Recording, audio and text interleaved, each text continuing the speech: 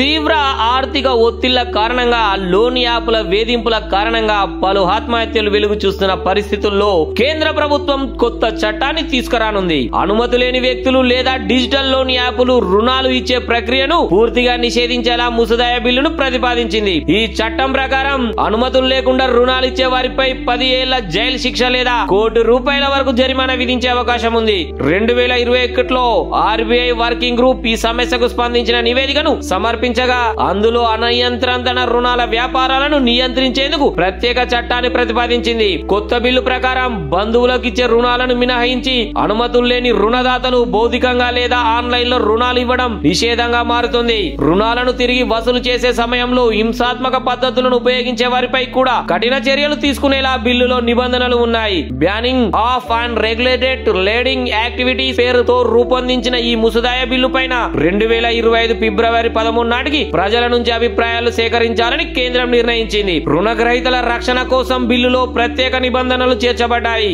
రుణాలను చెల్లించలేని వ్యక్తులను వేధించేవారు లేదా నైతికత లేని పద్ధతులతో బకాయిలను రికవరీ చేయడానికి ప్రయత్నిస్తే 3 ఏళ్ల నుంచి 10 ఏళ్ల వరకు జైలు శిక్షతో పాటు భారీ జరిమానా విధించేలా బిల్లులో ప్రతిపాదించారు. ఈ చర్యల వల్ల రుణగ్రహీతల రుణదాతల వేధింపులకు గురి కాకుండా ఉండేలా చేయడమే ప్రభుత్వ లక్ష్యం. మరి దీన్ని ఎంత కఠినంగా అమలు చేస్తారో చూడాలి.